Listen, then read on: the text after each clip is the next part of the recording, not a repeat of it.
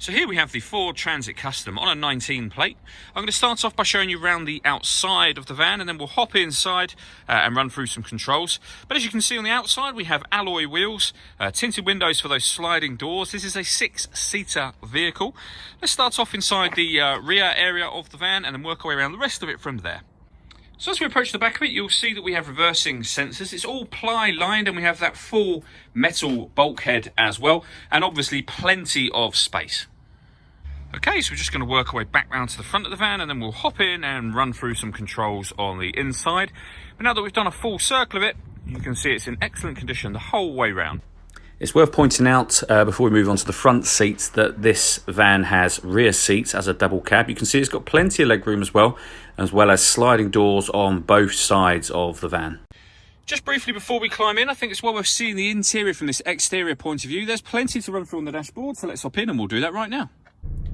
Okay, now that we're inside the van, we're going to start with the dials. On the left-hand side, we have the rev counter, and on the right-hand side, the speedometer.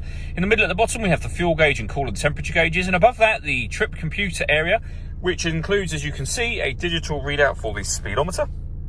You can change information that's displayed there by using buttons on the steering wheel for various different bits of trip computer information. Back round to the beginning again, and to do that, just use these buttons here.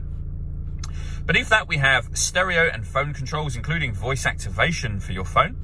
And on the left-hand side, we have cruise control and speed limiter, as well as further stereo controls beneath that. Over in the center is where you'll find the touch screen for the car. So firstly, with regards to music, we have AM, FM and DAB radio, as well as Bluetooth audio, as you can see. We also got two separate USB inputs in this van. So plug devices into either or both of those, and you have extra boxes appear up on here. The first of those USB plugins is directly in front of the driver's steering wheel, along with a 12-volt charging socket, as you can see, and we'll come to the other one in just a moment. Beneath that, we have the air conditioning. So you can adjust the fan speed, the temperature, determine where you'd like the air to be distributed, and then hit that button to turn the air conditioning on. Of course, same again to turn it off.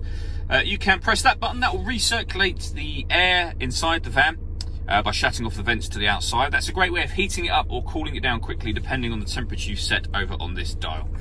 At the bottom here, we have a heated front screen, heated driver and passenger seats, both with 3 different heat settings each.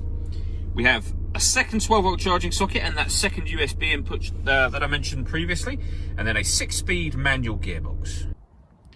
All that leaves me to say is thank you for taking the time to watch this video. If you'd like to come and see the van for yourself and have a test drive, please feel free to call any of our MJA sites. We'd love to hear from you soon.